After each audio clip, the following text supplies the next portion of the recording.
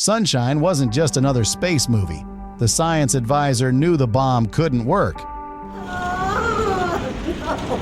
Quentin Tarantino called the ending a betrayal. Our last, best hope. The cast that lost money opening weekend against the Simpsons movie went on to collect Oscars, Emmy Awards, and Marvel contracts between them. 14 things you didn't know about the most argued over science fiction film of 2007. Let's get into it. 1. Quentin Tarantino called the third act a betrayal. The moment Pinbacker boards the Icarus II, Sunshine stops being a hard science fiction film and becomes something closer to a slasher.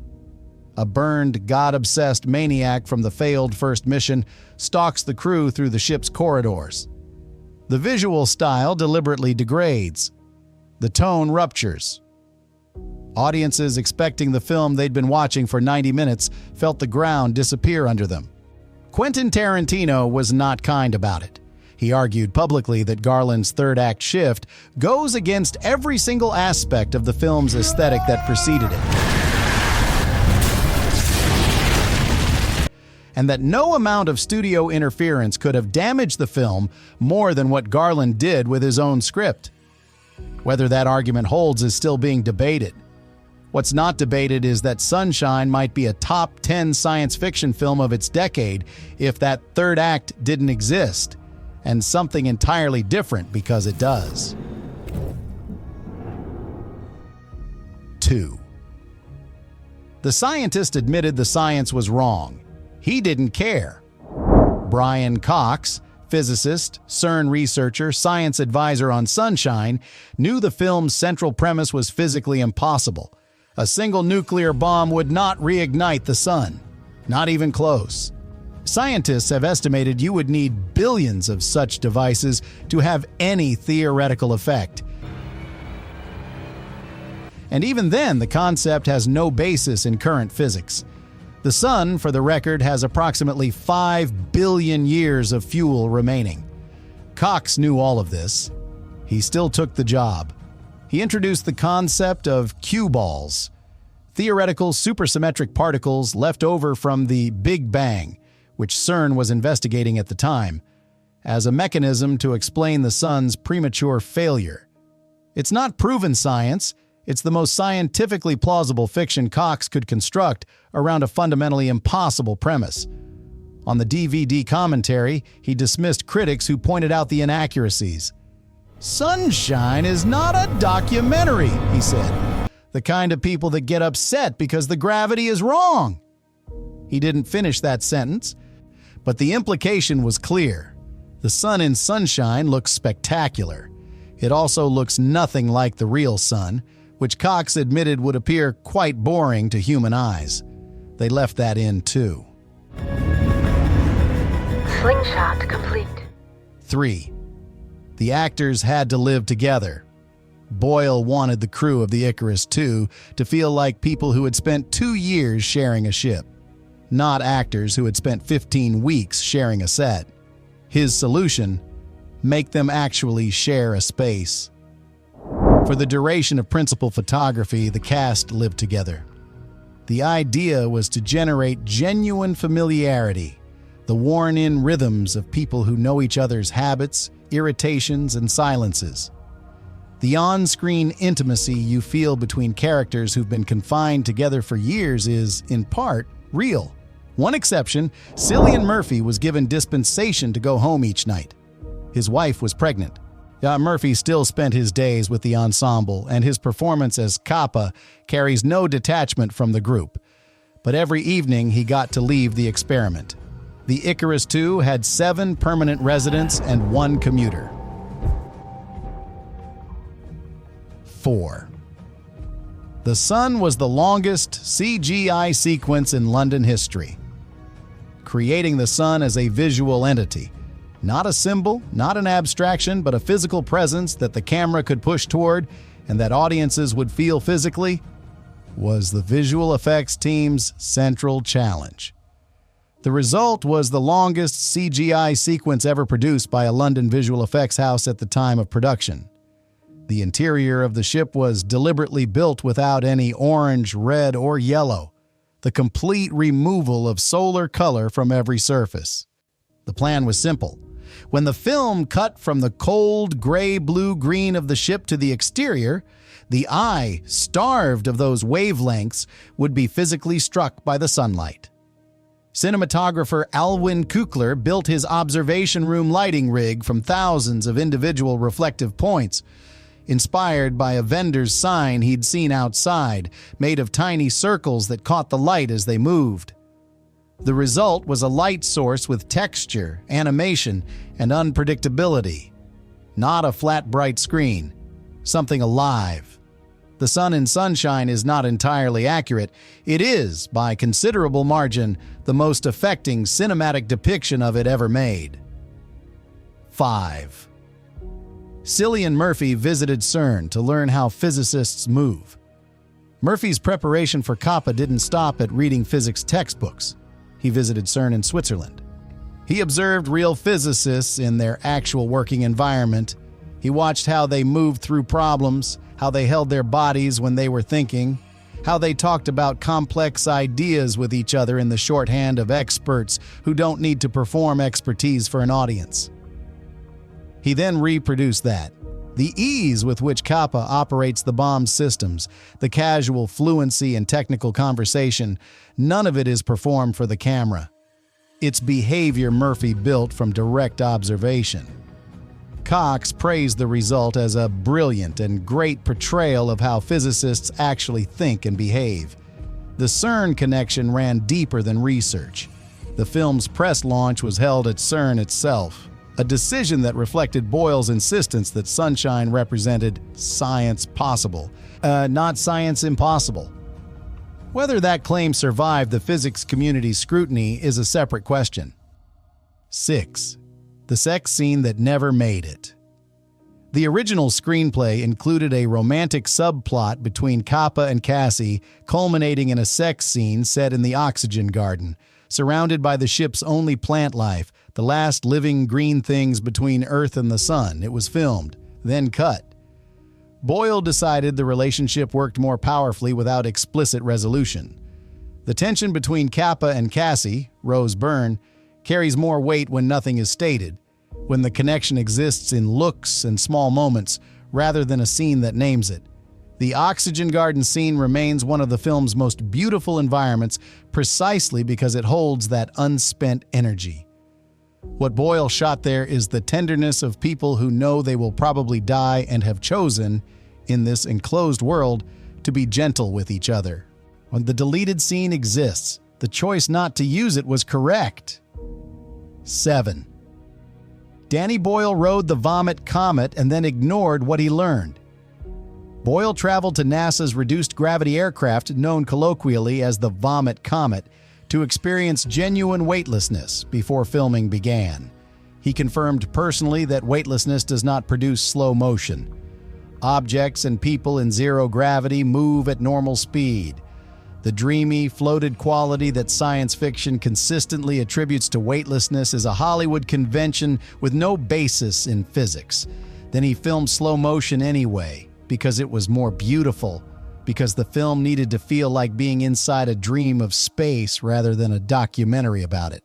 Because the gap between the sun's scale and human scale required images that felt suspended, and that gave the audience time to register what they were seeing before it was gone. Boyle made the choice with full knowledge that it was wrong. That transparency about the decision, the willingness to say, "I know, and I'm doing it anyway because the film requires it," is part of what makes Sunshine more interesting than science fiction that cheats without knowing it does. 8. The captain was originally American Kaneda. The commander of the Icarus, played by Hiroyuki Sanada, was written as an American character. Scientists and space program consultants persuaded Boyle to change it. Their argument, a mission of this scale carrying humanity's last chance, would almost certainly be an international operation. An American captain on an international crew would misrepresent the political and practical reality of how major space programs actually work. The change made the film more accurate and, in the process, led Boyle toward Sanada. He found Sanada through a recommendation from director Wong Kar-wai, who had worked with him previously. Sanada brought something the original conception didn't have: a specific quality of stillness, of leadership that doesn't need to assert itself, that made Kanita's sacrifice in the third act one of the film's most genuinely affecting moments. A note from scientists changed the nationality. Wong Kar-wai found the actor. The result was one of the best performances in the film. 9. Michelle Yeoh could have played any character. Danny Boyle was so impressed by Michelle Yeoh's audition that he told her she could choose any role in the script, any of them. He was prepared to rewrite or change the gender of any character to accommodate her choice. She chose Corazon, the biologist who tends the oxygen garden, the quietest role in the film. Yeoh has said the character appealed to her because of that quietness, the contained quality of someone whose relationship is with plants rather than people, who finds purpose in keeping living things alive in a ship full of people preparing to die. Boyle had offered her the most powerful role on screen. She took the one who grew things. That choice shapes what the oxygen garden means in the film. The plants are Corazon's specifically, her care made visible. When Boyle's camera lingers on that green life against the gray steel of the ship, it's lingering on Yeoh's decision to play the smallest part available. 10. The biodegradable dust death. Boyle's approach to visual effects was consistently practical. First, build the effect around the actor rather than building the actor into the effect. The scene depicting a character dying from solar exposure required the impression of a body disintegrating in light. Massive wind turbines were positioned to propel biodegradable dust directly at the actor. The turbines fired. The dust hit. The actor moved through it, against it, responding to a physical force in real time. The CGI was then built to follow what the actor actually did, rather than the actor performing against a static effect added in post-production. The difference is visible on screen. The body in that sequence moves the way a body under genuine physical pressure moves, not the way a body moves when it's performing against nothing and hoping the effects department fills in the right gaps afterward. The dust was biodegradable because the effects needed to be real enough to build digital work around, but not real enough to injure anyone. 11. The closing image was shot in 2 countries. The final scene of Sunshine, Kappa's sister and her children building snowmen at Sydney Harbor, the sunlight suddenly brightening over them, was assembled from footage shot in 2 separate countries. The snowy landscape was filmed in Stockholm, Sweden. The background showing the Sydney Opera House was a composite. Boyle needed a specific quality of winter light on human faces, the particular flat gray of a frozen world, and Stockholm provided it. The recognizability of Sydney as the film's base location required the Opera House. Neither location could give him both. The last image of the film, hope arriving in light across a face that doesn't yet know it's saved, is a join between Sweden and Australia that no audience has ever noticed. 12. The ship's interior had hard ceilings. Production designer Mark Tildesley built hard ceilings into every set on the Icarus II. This sounds like a mundane construction detail. In filmmaking terms, it's close to revolutionary.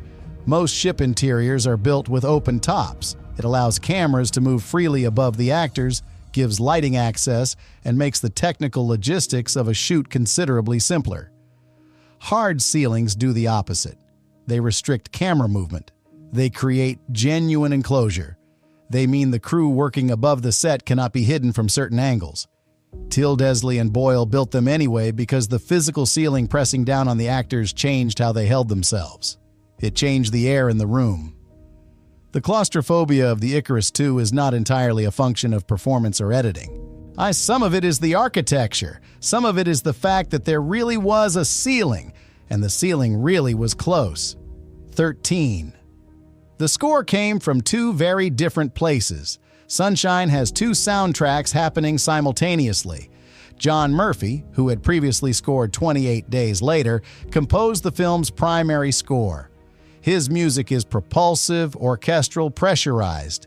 It drives the mission sequences and escalates the tension of each decision point. Then there's the underworld contribution. The electronic band, known for their work on Train Spotting, contributed tracks that function differently. They don't build tension so much as they build atmosphere. The immensity of space, the particular quality of silence that is not silence. The combination gives Sunshine a sonic texture unlike any other space film. 1 foot in the human drama of people under pressure, 1 foot in something genuinely inhuman, the sun itself, indifferent, enormous, burning with no awareness that 8 people are flying toward it. Both scores were used, neither dominated. The result is a film that sounds like what it's about. 14. Danny Boyle said he'd never make another science fiction film. After Sunshine wrapped, Boyle made a statement that he has since kept. He would never make another science fiction film set in space. He described the process as absolute agony.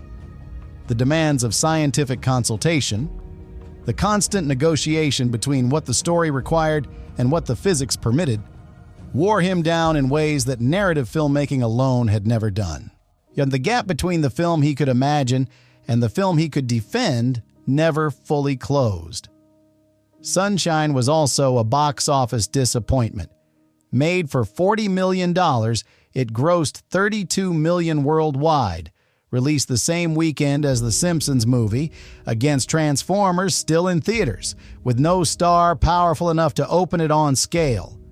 Boyle made Slumdog Millionaire next, 8 Oscars, Best Picture, Best Director.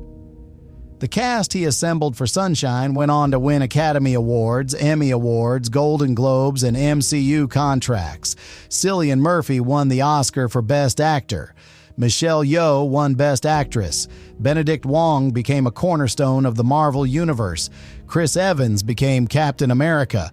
The film they made together in East London in 2005 lost money. The room it created for all of them to be seen, in a film that asked audiences to take a physicist seriously, to feel the weight of the sun, to sit with death without flinching. That room was real. Boyle never went back to space. He didn't need to. He'd already done the only version of it he wanted to make. So here it is, the question Sunshine puts to every viewer. Did Garland break the film with Pinbacker, or did he make it? Was the third act a betrayal, or the only honest ending for a story about fundamentalism and sacrifice, and what happens to a man who looks directly into the sun for too long? Drop your answer in the comments. Subscribe and hit the bell. More overlooked science fiction coming your way. See you in the next one.